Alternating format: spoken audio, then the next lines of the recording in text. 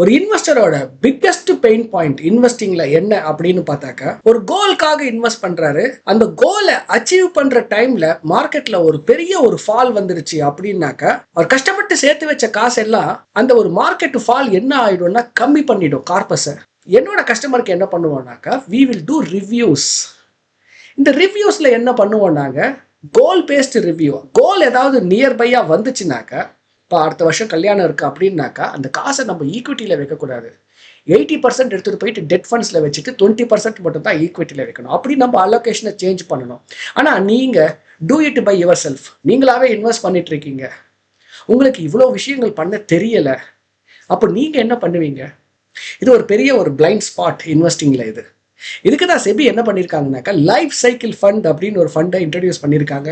அதோட ஃபீச்சர்ஸ் என்ன, ஏன் அதை நீங்கள் கண்டிப்பாக கவனிக்க வேண்டும், உங்கள் ரேடாரில் கொண்டு வர வேண்டும், அட்வான்டேஜஸ் என்ன, பெனிஃபிட்ஸ் என்ன, அதை தான் இந்த வீடியோவில் எக்ஸ்பிளைன் பண்ண போகிறேன். I am Sathish, financial consultant, AMFI registered mutual fund distributor. உங்களுக்கு உங்கள் ஃபைனான்ஷியல் கோல்ஸை எப்படி ரீச் பண்ணுறது, அதை எப்படி அக்ஸலரேட்டடாக எடுத்துகிட்டு போகிறது, எது பெஸ்ட் பெர்ஃபார்மிங் ஃபண்ட்ஸ், ஆலோசனை வேணும், ரெக்கமெண்டேஷன் வேணும்னா இந்த நம்பருக்கு கால் பண்ணுங்கள். அண்ட் ஆல்சோ நீங்கள் ஆல்ரெடி பண்ணிட்டு இருக்கீங்க ஏதோ ஒரு மியூச்சுவல் ஃபண்ட் இன்வெஸ்ட்மெண்ட்ஸ் ஸ்டாக்லேயோ, பட் நான் கரெக்டாக பண்ணிட்டு இருக்கேனா அப்படின்னு ஒரு செக் பண்ணணும்னாலும் இந்த நம்பருக்கு கால் பண்ணுங்க. we can able to help you.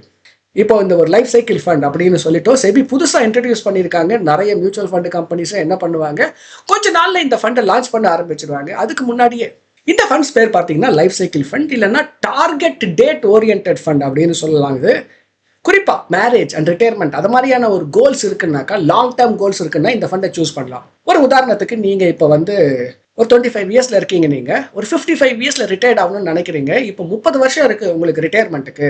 So இப்போ நான் எப்படி இன்வெஸ்ட் பண்ணுறது, எப்படி எல்லாம் இந்த அசட் ரீபேலன்ஸ் ஆகணும் இல்லையா, உங்களுக்கு அந்த ஒரு மெச்சூரிட்டி கிட்ட வரும்போது ஆட்டோமேட்டிக்காக. ஏன்னா ஒரு பெரிய ஃபால் நீங்கள் மெச்சூரிட்டி வரும்போது வந்துட்டாக்கா, நீங்கள் கஷ்டப்பட்டு 30 வருஷம் சேர்த்த காசு என்ன ஆகும், அந்த ஒரு ஃபாலில் மாட்டிக்கும் அது.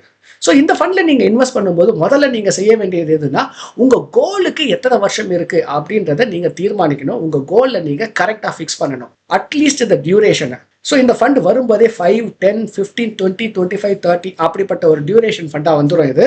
சரி, நீங்கள் ஒரு 30 இயர் ஃபண்டை சூஸ் பண்ணுறீங்க அப்படின்னாக்கா என்ன ஆகும்னாக்கா, முதல்ல நீங்கள் இன்வெஸ்ட் பண்ணும்போது 95% ஆஃப் த மணி ஈக்விட்டி இன்வெஸ்ட்மெண்ட்டாக இருக்கும். ஏன்னா 30 வருஷம் டைம் ஃப்ரேம் இருக்குல்ல.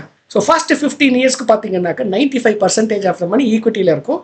அதுக்கப்புறம் பார்த்தீங்கன்னா கிராஜுவலாக அந்த ஒரு ஃபண்ட் மேனேஜர் உங்கள் காசை எல்லாம் ரீபேலன்ஸ் பண்ண ஆரம்பிப்பார். அந்த 95%ன்றது ஒரு 80%, அதுக்கப்புறம் பார்த்தீங்கன்னா ஒரு 50%, அதுக்கப்புறம் பார்த்தீங்கன்னா ஒரு 35%. இதை மாதிரி ஆட்டோமேட்டிக்காக உங்களுக்கு உங்களோட ஃபண்ட் ரீபேலன்ஸ் ஆகும். எப்பவுமே பார்த்தீங்கன்னாக்கா அந்த risk capability as age increases, risk capability decrease ஆகணும் இன்வெஸ்ட்மெண்ட்டை படி உங்களுக்கு. ஸோ என்ன ஆகும் உங்களுக்கு, இதில் 2 நல்ல விஷயம் நடக்கும். ஆட்டோமேட்டிக் ரீபேலன்ஸ் இருக்குது, அண்ட் நீங்கள் போய் எதுவுமே சேஞ்ச் பண்ண தேவையில்லை, ரிவ்யூ பண்ண தேவையில்லை. ஸோ இதுதான் பெரிய ஒரு அட்வான்டேஜ். இது மட்டும் அட்வான்டேஜ் இல்லைங்க, இது ஒரு மல்டி அசெட் ஃபண்ட் மாதிரியா இருக்கும் உங்களுக்கு. இல்லை கோல்டு இன்வெஸ்ட்மெண்ட் இருக்கும், சில்வர் இன்வெஸ்ட்மெண்ட் இருக்கும், ரியல் எஸ்டேட் இன்வெஸ்ட்மெண்ட் இருக்கும், and of course debt investments, fixed இன்கமும் இருக்கும், ஈக்விட்டியும் இருக்கும். ஆஸ் த ஃபண்ட் ப்ராக்ரஸஸ் என்ன ஆகும்னாக்கா, உங்களுக்கு அதர் அலோகேஷன்ஸ் கொஞ்சம் கொஞ்சமாக இன்க்ரீஸ் ஆக ஆரம்பிச்சிடும் உங்களுக்கு. ஸோ கிளியராக பார்த்தீங்கன்னாக்கா, நீங்கள் ஒரு இன்வெஸ்டராக ரீபேலன்ஸ் பண்ண வேண்டிய ரிக்வயர்மெண்ட் இருக்காது. ஆட்டோமேட்டிக்காக டார்கெட் நீங்கள் மட்டும் ஃபிக்ஸ் பண்ணிட்டீங்கன்னா அதுவாக ரீபேலன்ஸ் ஆகும். And it is a diversified fund. So equity மட்டும் இல்லை, மற்றதுலேயும் நீங்கள் டைவர்சிஃபை பண்ணி இன்வெஸ்ட் பண்ணுறீங்க.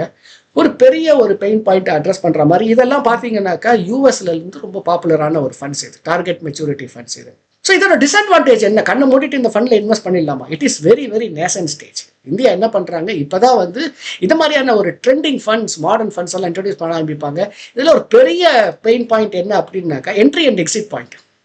இப்போ நீங்கள் 30 வருஷம் ரிட்டையர்மெண்ட்னு ஃபீல் பண்ணுறீங்க, காலப்போக்கில் பார்த்தீங்கன்னா early retirement, FIRE, financial independence and retiring early, இப்படிலாம் வந்துருச்சுன்னா 45 ரிட்டையர்மெண்ட் ஆகணும் அப்படின்னாக்கா, இதில் எக்ஸிட் எப்படி கொடுப்பாங்க, இது வரைக்கும் அந்த ஒரு கிளாரிட்டி இல்லை. இப்போதைக்கு வெயிட் பண்ணி தான் பார்க்கணும் நம்ம.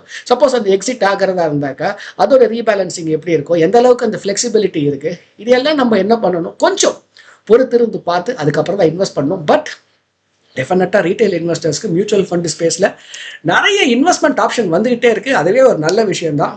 ஸோ இது மாதிரி ஒரு சொல்யூஷன் ஓரியன்டாக, கோல் ஓரியன்டாக நீங்களும் இன்வெஸ்ட் பண்ணணும், எந்த ஃபண்டை சூஸ் பண்ணுறது, எந்த ஸ்கீம் எனக்கு குட் பெர்ஃபார்மிங் ஸ்கீமாக இருக்கும், இப்படி ஏதாவது டவுட்ஸ் இருந்ததுன்னா இந்த நம்பருக்கு கால் பண்ணுங்கள். We will help you. I am Sathish, AMFI registered mutual fund distributor.